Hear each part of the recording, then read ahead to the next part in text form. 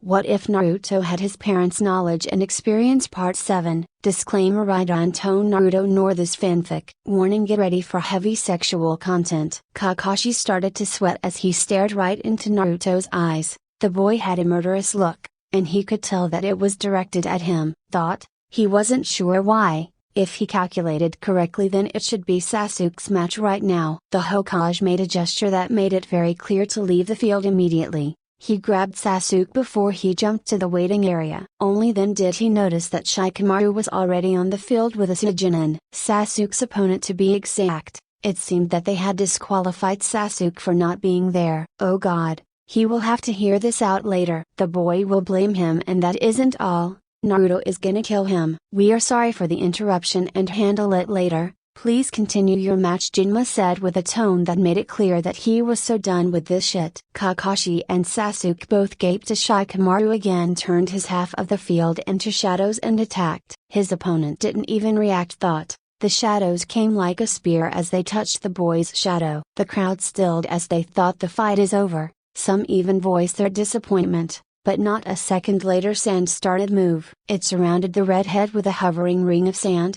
All shadows stopped at the ring's casted shadow and couldn't go further. Shikamaru sighed as his shadows couldn't get closer. He could stop a small part of Gaara's sand with this, but it was useless. He dodged to his right when a wave of sand came after him. This was getting troublesome. It seems that Shikamaru can't bind his enemy. What will he do now? Ino observed as they watched their friend dodge one attack after another. The same thought went through all heads of the crowd. They all had seen that he was fairly powerful, but that this matchup wasn't in his favor. His jutsu wasn't physical like the sand Gaara used. Some hissed as an attack hit him, and not second later a wave of sand buried him. Some of the Jonin already got onto their feet as they saw what happened to Lee, but a whisper stopped them. So troublesome? My shadow, come out and become my blood, be my weapon and protect me. It was just a whisper, and yet everybody could hear it, as it sends a shudder through their spine. The sand exploded away and only left a very confused crowd behind. Standing where Shikamaru should have been was a demon. His armor was red and black, but what caught their eyes was the purple fire that didn't seem to hurt him. The demon swung his massive scythe into the ground and let go of it. Some were confused as to why, but it became clear as he removed his helmet with his free hands. This makes me feel stuffed, Shikamaru said loud enough for Naruto to hear as he tossed the helmet away. Now then, Gaara, let's see if you are as good as my master, Shikamaru said as he summoned 500 blood needles and spread them over the field. Naruto said that he had to be as flashy as possible with Gaara. He was the trump card he had. Let the fun begin, Shikamaru said as he disappeared. What the actual fuck? Kiba said with his mouth hanging down. I'm dreaming, right? Our Deadless can't be him, right? Sakura said as gaped like everybody else in the crowd. What they saw was like a dream. Gaara had to do everything he could to protect himself as Shikamaru teleported from one side to another and tried to slice him with each move. His scythe was even able to penetrate his defenses. Gaara had to dodge, something he never learned. The Jonin all stared with a shocked expression as the Nara heir used the Hiraishin no Jutsu, and that to a fairly good degree. This boy will definitely become Chunin, with this power maybe even more. Shikaka couldn't believe his eyes, even though he knew that his son could use it. Naruto had told them that Shikamaru would be good, but who would have thought that he could get so good in just this amount of time? The boy teleported at the last second of every attack Gaara sent after him and always come out where his opponent was the least protected. A pattern, but he doubted that the young redhead would find that out right now. A strong explosion drew his attention away as he looked at the place their Hokage should be, but the only thing they saw was smoke. A second later he saw white feathers falling down. A Genjutsu. He formed the necessary hand signs and dispersed the chakra from his system. He saw how most Genin couldn't counter the jutsu and fell asleep, how weak they had gotten to fall for such a low jutsu. He already dashed to the direction of the Hokage when 3 sand sound shinobi blocked him. He cursed as he saw a barrier rise where the Hokage has been. Naruto cursed as he saw the barrier rise. He had jumped down to Shikamaru the moment they heard the explosion. The two of them left the redhead behind as they rushed to their Hokage.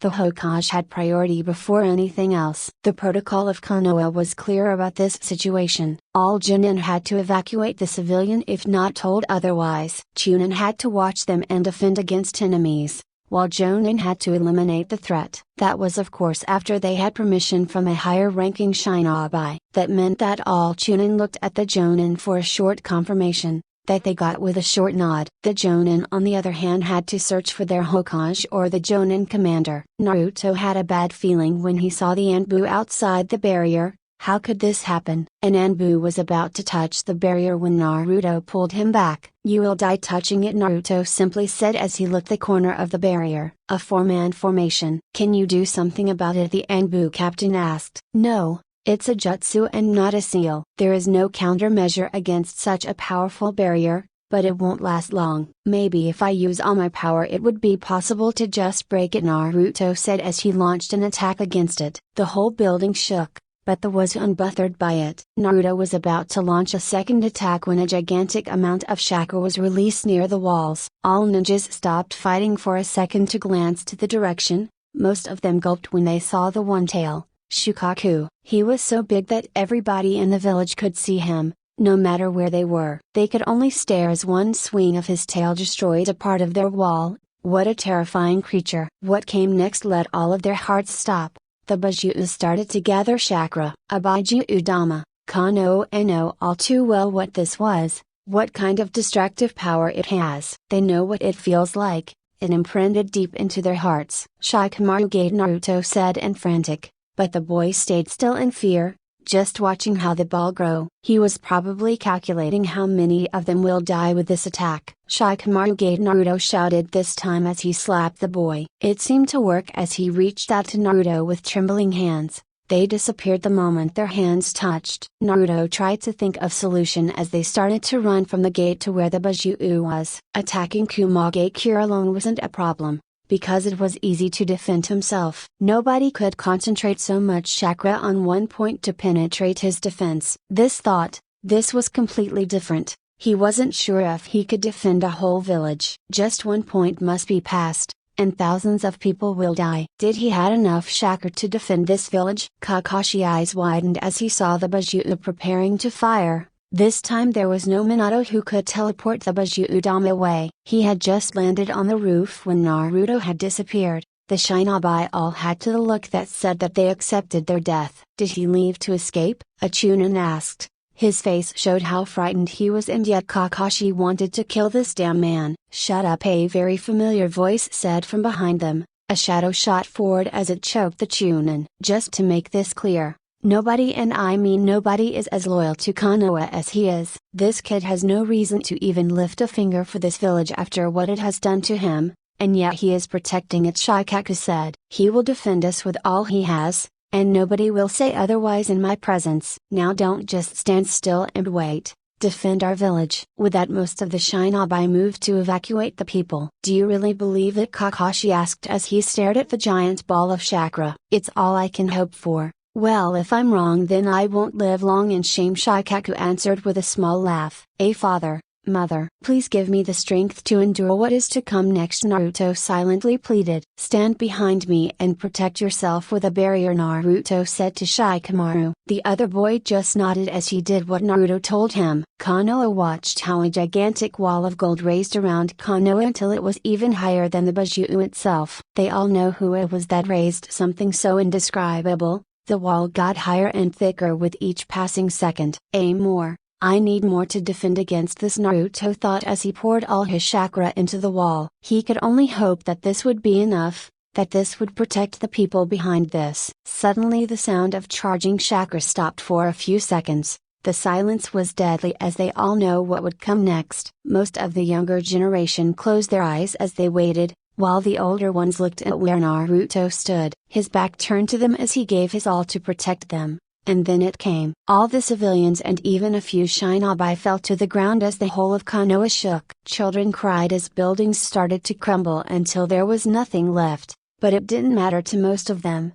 90% of Konoha was staring at the front. The golden wall had a dent. They all watched how the golden liquid moved to this place. Then a flash of light followed with a disastrous loud explosion that many screamed from the pain they felt in their ears until they started to bleed. At the same time, the wall started to shine as golden light floated Konoha. It would have been a breathtaking view, if weren't for the fear that something more than light could pass through it. They prayed as the wall started to dip into their direction, feared what will happen. And then, 10 seconds after the explosion it stopped. Most of them breathed out in relief, thanked God that they had survived. While most of the shinobi focused back on the invasion, now that they know that they would survive. Naruto breathed heavily as the wall fell. His body was completely drenched in sweat. What he saw after the wall crumbled shocked him. At least 10 maybe 15 kilometers were flattened. The front of Konoha looked like a ghost land, a road of destruction. Naruto gulped as he thought about the people that were in these 15 kilometers but didn't regret his actions. Looking at the Bajuu, he could see that the backflash had even hurt him.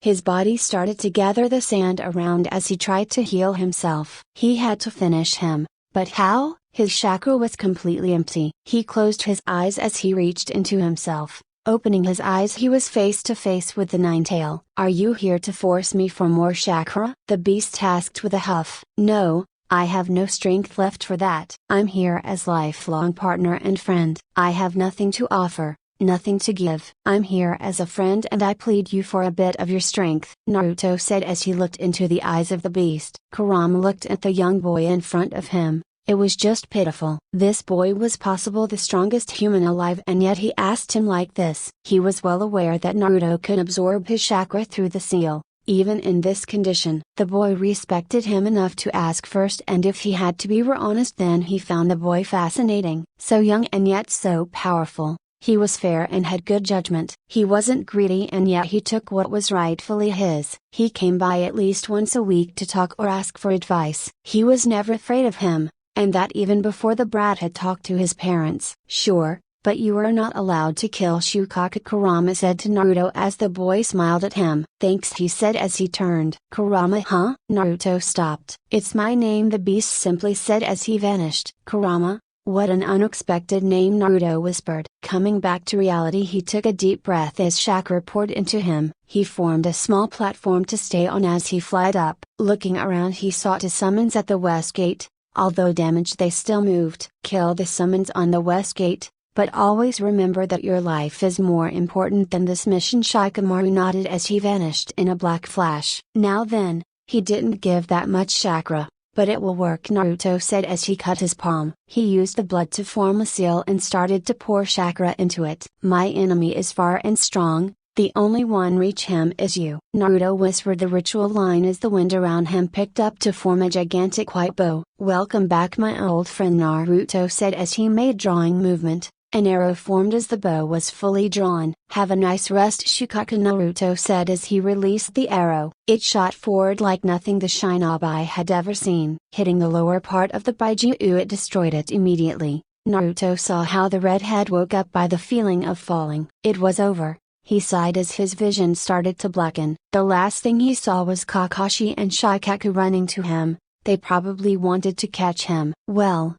what an exhausting day it was. It wouldn't hurt to just close his eyes for a second. Naruto stirred as he felt foreign chakra enter his system. It was slow and clean. Opening his eyes slowly, he saw a Metacnin above him. Closing his eyes again, he tried to reach out with his senses. His ears didn't work so well, but his nose was as good as before. He gathered his strength to open his eyes again, only to stare into Shikamaru's. A smile appeared on his face as he shouted something. A few moments later, the Metacnin was back on his side. They tried to talk to him, but he just couldn't hear them clearly. He gestured to his ears, and to his luck the Medic didn't understand it. He could feel how the healing chakra put everything back to the rightful place. "Can you understand me now, Namikaze-san?" the Medic asked. "Yes," he rasped out, his mouth a little dry. Shikamaru immediately got him a glass of water from God knows where. Good, good. "How well can you hear me on a scale from 1 to 10? the Medic asked. 6, maybe 7, the Medic nodded as he noted it down. "I'm sorry, my skill isn't good enough for more," the Medic apologized. "It's no problem. It's more than most people have ever done for me," Naruto said as the Medic looked away in guilt. Not that Naruto would have noticed. Are there any other problems that you have? He asked. No, I'm just exhausted. The medic nodded before he stood up from the ground. Only then did he notice that they were still on the wall of Konoha. How long was I out? He asked. About 3 hours. We weren't sure if you were movable, Shikamaru said as he gave him another glass of water. He nodded as he slowly stood up. His chakra was completely exhausted. He wobbled as he stood up, but Shikamaru helped him. Would you mind if I take a little of my chakra back? Naruto whispered into Shikamaru's ear. Do as you please, Shikamaru said as he lifted his shirt a little. Some looked at them strangely, but that didn't bother them. Naruto placed his hand Shikamaru's stomach and draw chakra from the seal. His strength came back. He looked over the village as he saw in what state it was. The buildings all at least cracked if not destroyed. Dead bodies lying around. People were crying. It was a total disaster. How would Konoha recover from this? I need a report, he said after 5 minutes of absorbing chakra. He had gotten 2% of his chakra back. The invasion is over. Most Sand and Sound Shinobi could retreat, but we have prisoners. Most of the people have hearing problems due to the explosion, but the hospitals are overrun with more important injuries. Naruto nodded along as he tried to gather natural chakra. Most buildings are uninhabitable, since they have a high chance to fall apart. And, the Jonin, whose name he didn't even know, stopped as he glanced away. And, Naruto urged. The Hokage died. It was short and clear. Nothing to misunderstood. Naruto sighed. Even if the old man had made wrong decisions, he was the only thing left that was something like a family. Please, just give me a second, Naruto said as he turned away from the mass of at least 10 people. A small tear appeared as it rolled down. He wiped it away as he gathered all his mental strength that he had left. That can wait until later. Something else? He finally asked with a shaky voice. Orochimaru escaped. Naruto took a long deep breath as he willed his anger away, but turning around it didn't seem to have worked as half of them flinched away. Escaped? Naruto asked to make sure. Yes, sir, the man said as they started to sweat under Naruto's judgmental stare. Has the council met yet? Naruto asked. The meeting will start in an hour. They wouldn't wait for me. Why so late? Naruto asked. It made no sense to wait 4 hours after an attack. Half of the civilian council, as you and the Yamanaka clan head, were injured. So, it was for civilian council members. They would have never waited for him. I understand. We will head back, Naruto said as he started to move back to the center. As they moved back, many Shinobi bowed to him on the way, something that him somewhat uncomfortable. They reached the Hokage Tower in 15 minutes. It was one of the few buildings that were solid enough to withstand the attack. He needed to check his apartment fast. He could absorb the chakra from some of the seals there. He had still 45 minutes left until the meeting starts. Hurrying, he got back home. He sighed when it was crushed. Damn it, he cursed as he started lifting the rubbles up to get his box with the sealing stuff. What are you looking for? Shikamaru said, and Naruto only then realized that the boy hadn't left his side since he woke up. He must be really exhausted to not notice that the 10 people didn't leave him. The sealing box, Naruto said as Shikamaru nodded. Everyone, we are looking for a green jade box, Shikamaru said as the people started to search with him. Now that he thought about it, why were they with him? Found it, one said as he handed it over. Naruto took it and was surprised when they all turned around. He smiled as he formed the hand signs needed to open it. He started to absorb as much chakra as possible. Thanks for the help, he said as the other just gave him a small nod. But they stayed. Were they here for his protection or were they here to spy on him? It could be both. You all should go and help around the village. They nodded before they vanished. The summon? He asked as he looked at Shikamaru. Dead, he shortly replied. Do you have any injuries? Shikamaru just shook his head as he sat down beside him. This is also troublesome and I'm no help to solve it, he said as his head hung low. You mean? Because you froze in fear? Naruto asked as Shikamaru just nodded. But you did see the Anbu freeze up? He asked and Shikamaru again just nodded. Then where is the problem? You are young and inexperienced. These things happen and in the end, you did teleport me to the gate. Everybody froze for a moment. Naruto said. You didn't. You were right on point with a plan and took action. Naruto laughed as he heard that. What plan? I just used all my power to stop this fucking bomb, Naruto said. And yet you didn't hesitate for a second. He couldn't argue with that. That is right, but like I said before, don't compare yourself with me. You have done well, Shikamaru. Now go and help around the village. We will talk later more, Naruto said as he stood up. He filled his chakra to at least 25%. He sealed his box away before he left for the meeting. He was one of the first to arrive and had to hide his smile as each face of the incoming members changed to a ridiculous expression upon seeing him. It took 20 minutes until the last member came in. Then let us get this over, Shikaku said. Wait. Where is Asuma? Naruto said as he noticed the missing nin. He is not part of the council, someone answered. But he is now. The Sarutobi clan was represented with a Hokage. Now he needs to fill his clan's seat, Naruto said. And nobody objected, even though some didn't look too happy about it. Would you go and search for him? Naruto asked one of the Anbus in the room. The man simply nodded as he vanished. We should start discussing things that won't need his permission, Shibuya said. The damage to the village is without saying indescribable. 90% of the people don't have place to sleep tonight, Hamura started. True, the weather is in our favor, but civilians aren't used to sleep outside, Uzumaki said. If I remember correctly, then your company produces shinobi supplies? Naruto asked Shino. That is correct, the man answered calmly. Then you must have tents. It was a statement and the man just nodded. Would you, in this time of need, give them to Konoha on a loan basis? Naruto asked as everybody stared at him as if he was crazy. That is nonsense, Namikaze-san. In this time it is the village right to demand them. What right does he have to decline in this kind of situation? Danzo ranted. Are you Hokage? Naruto asked in very low tone, and nobody knew what he meant. Because as long as you are no Hokage, this decision is not yours to make. We as the council can demand something from our shinobi, but we cannot force a civilian. The same can be said the other way around. The civilian have no say in our matter. Isn't that right, Shino-san? Naruto asked. That is again correct. The man was to Naruto's liking, calm, collected and very perspective. This village has around 25,000 residents. 40% of them are shinobi who can sleep outside. That makes around 15,000 civilians. Do you have that many tents? Shikaku asked. We have around 10,000 when we use old ones and some with minor damage. To answer your question, Namikaze-san, it would be an honor to help my village, the man said. Good, young and healthy people will have to sleep outside. We will talk about the price after everything is settled down. I promise that you will get a fair reward, Naruto said as he turned to another Anbu. Gather about 700 chunin here. We will need to set up a camp after this meeting is over. This time he didn't ask as he commanded the Anbu around. With this settled, what about the food supply? Naruto asked. But before some could answer, the door opened and Asuma came in. Take a seat. We have much to discuss. We just agreed on the living arrangement for the time being, which would be tents provided, Shino-san, Naruto informed as the Sarutobi heir sat down. Now food? Naruto asked as he looked around. The Akimaki clan can provide food for at least 2 days, maybe more. It depends on how much of our warehouses are destroyed. How much? Naruto asked. I'm sorry?